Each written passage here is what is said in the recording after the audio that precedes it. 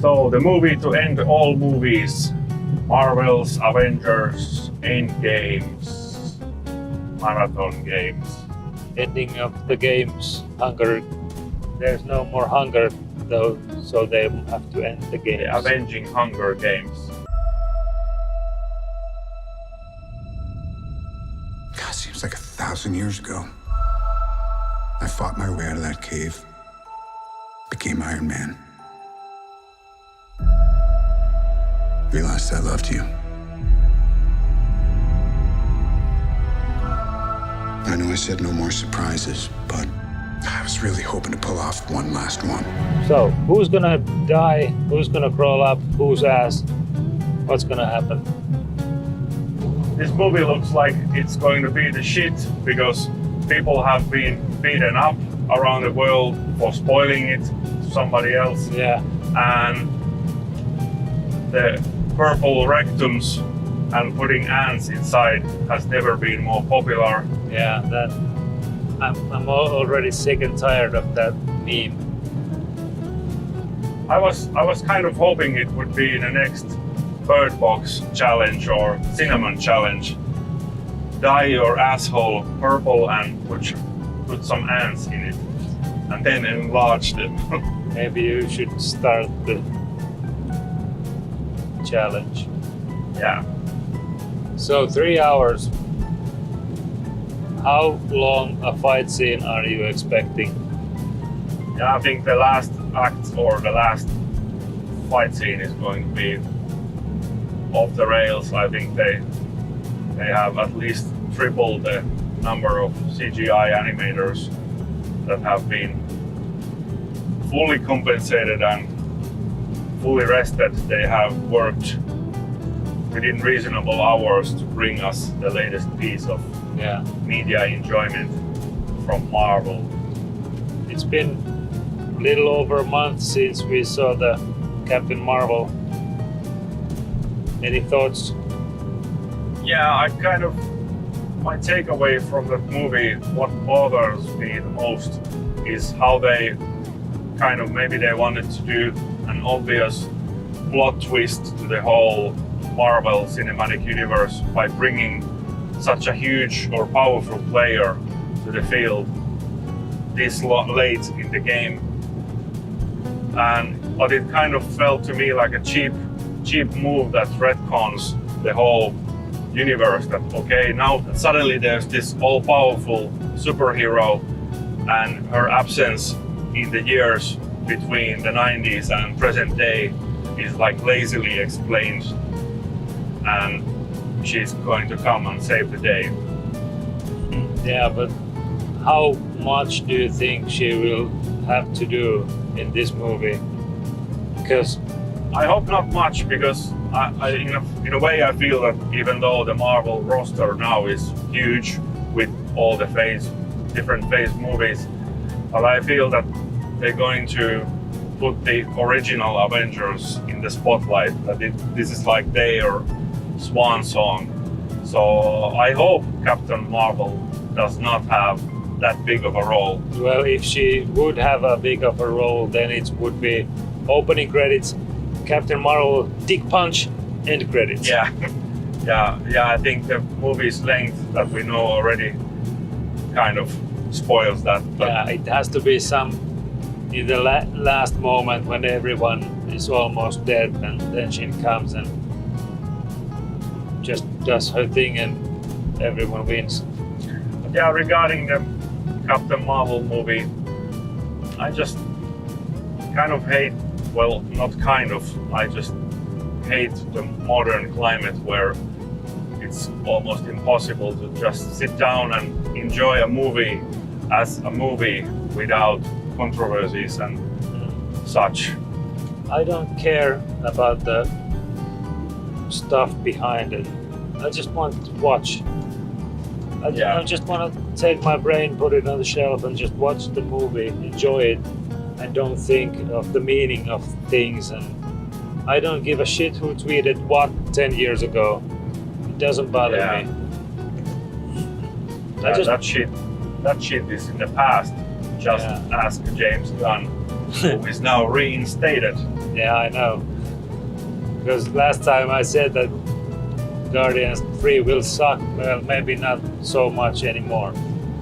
Yeah, but did you see in our video there was a comment by a Disney executive No? who said that, because now you guys said that we're gonna reinstate James Gunn. Okay, I haven't seen the video.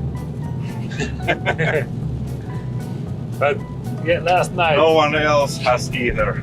Last night I took my brain, put it on the shelf, and watched the Infinity War. And one thing that bothers me the most, every time. No, I can't kill you even if it would save us all, just because you are my friend and I can't kill my friend. Yeah, well, that's the typical trope. Yeah, isn't it? if I could save the world by killing you, I Yeah. might just do it. But I can't. You're my bro, Yeah. bro. There's so many stupid things, like in Batman. Why can't Batman just kill Joker and it's over? No, I can't kill anyone. I can't use weapons. But yeah, feeling that this is the second half of the Infinity War, I just hope that they would go a little bit crazy and take some chances. Because, I don't know, everybody's been saying that Infinity War took chances, but to me the story was quite predictable, and I just felt the whole time that this is the way it's going to go, because dramatically that's the only way it's gonna go. Yeah. Because it's the first part of a two movies. So I hope that it was cool that they did the whole sour ending, but to me there was nothing surprising about it. So I hope that here they have actually the balls to do something inventive or go bonkers.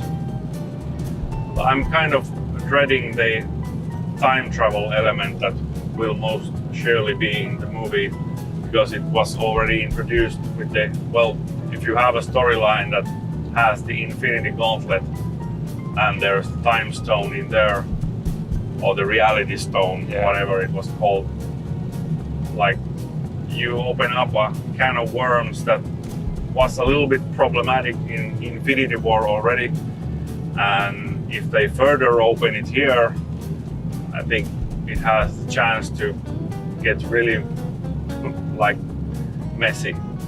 Yeah. So I hope they have found a way to reach to a satisfactory conclusion without making a mess. Okay. So let's get we're ready. here. Well, there's only one way to stop this.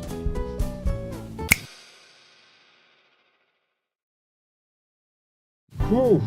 Thank God for those Infinity Stones, eh? We are also back. Yeah. We survived. Or maybe a parallel version of us survived. Yeah, who knows? So what did you think of Endgame, the longest Avenger? I managed to stay awake the whole time, Yeah. but boy, oh boy, was the first 2/3 tedious to watch. Yeah, well, I'm not gonna complain because I just enjoy movies, but there were so many holes in the plot. No, oh yes, So many. because And the choices they made would need some heavy explanation. I have a feeling that they took the ideas they had, then took a crowbar and then just made them fit together. There's so many questions. One that came to mind from the last scene of the movie,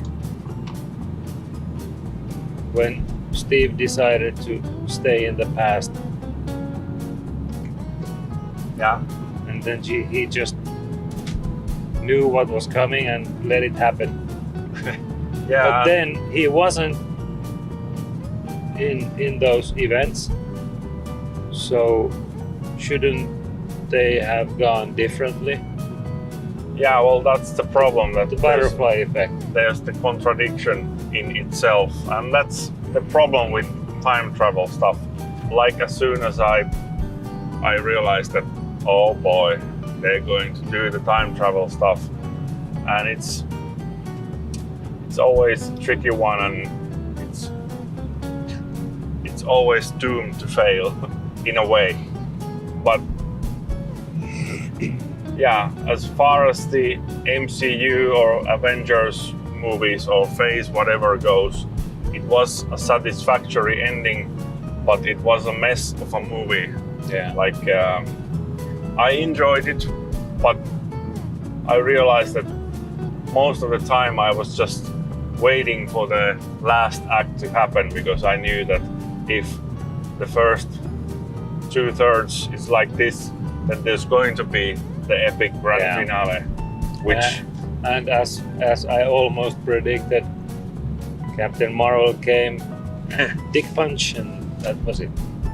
yeah, there was a brief exchange with Captain Marvel and her friends and Thanos.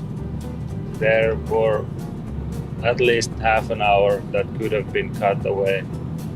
Yeah, I think especially the opening action sequence that ended up with the original or the Infinity War version of Thanos getting his head chopped off, retired Thanos.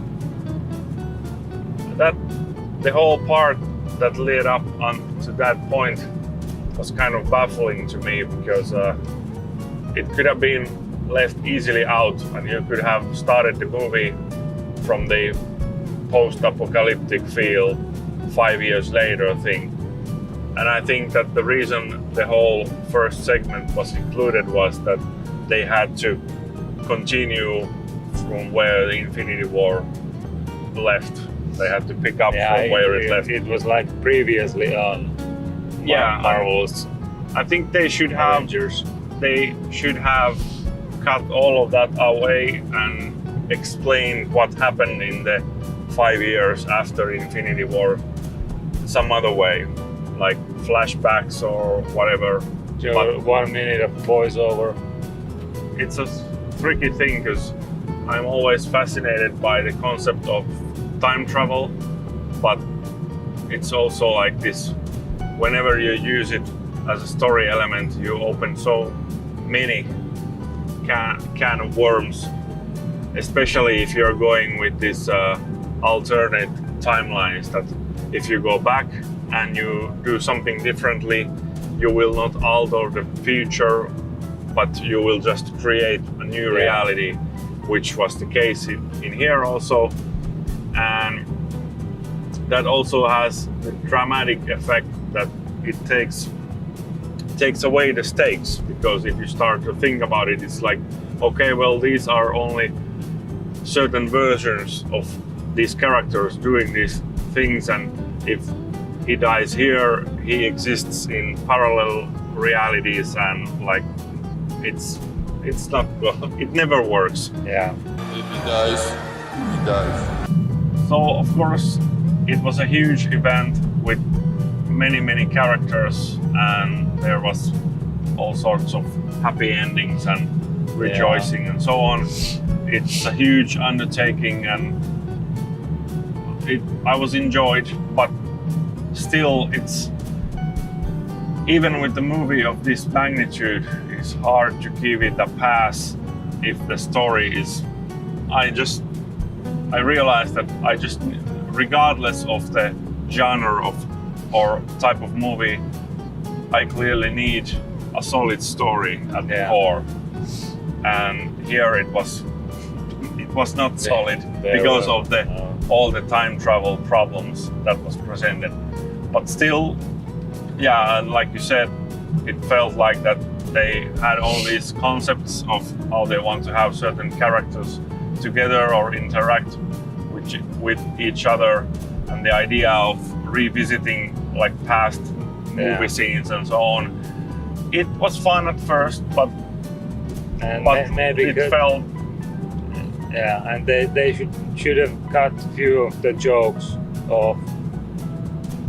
There were too many jokes, I think. Yeah, it's always hard to like make the juxtapositioning of dramatic scenes and humor, and here there were at certain points there were so many different elements happening that you end up inevitably end up. My brain is scrambled. Inevitably, you end up with having these clashes in tone. Yeah, and you should always remember there was a time and a place for one-liners. It was in the 80s and maybe partly in the 90s, and they were all only Arnold movies. The action in the end, there's always problem when you have 500 million Yeah, of course, that's hard to hitting each other, and then there's like everybody comes together like a mosh pit, wall of death, and then the action goes. You go with the camera, and there's this guy, and he's hitting this one, and then we go to this one, and he's hitting that one. I don't like that kind of action scenes. The less people there are, the better it is. Yeah, of course. Think of a Bruce Lee movie from the 70s. There was only him, and then and 1,000 guys against him. On the first floor it was Kareem Abdul-Jabbar, and the second floor it was somebody, and the third floor it was Chuck Norris. And he just beat the shit out of everyone. One by one. Yeah, it's the Jackie Chan thing where there's like 10 guys coming, and he's like, wait. Yeah, of course, it's hard to keep the personal things happening when there's like thousands of soldiers around, and but you have to hop around and show a little bit of everything. Yeah, everybody. It's like playing Tekken or Mortal Kombat. It's just mashing the buttons. Yeah, and I felt like that before the final act, the movie was kind of a slow burner, and I think they could have gone even more tongue-in-cheek Ocean's 11 style with the second act time heist stuff. It wasn't as cheeky as I thought it could have been. And Tony Stark meeting his father. Yeah, it was missing only the final wink. Yeah. It was a nice thing, but in the end, the line of, "Do we know him? Yeah. He looks familiar," was like, "Oh, we get it. Yes, it's a nice little moment, but it's enough, thanks." Yeah.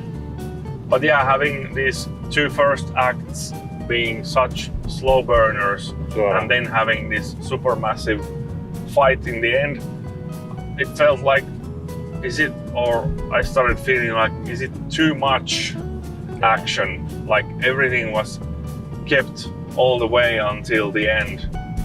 Because if they had found out a way to pace the action all the way throughout the movie, it might have worked tonally better. Because now it feels like three different movies that you are watching one after the other. Yeah. I was also surprised at the lack of tragedy, because there's basically only one main character who dies in the end. I was expecting more. And also, maybe I'm just jaded, but in the Captain America movies, I really liked the dramatic decision to catapult Captain America in the present day, and then he had the chance to see the woman he fell in love with only as an old woman with Alzheimer's, and that had that bittersweet quality to it that was, in my opinion, robbed as he was given the happy, or they were given the happy ending in this movie. I don't mean that I wanted to see Captain America kick the bucket as well, but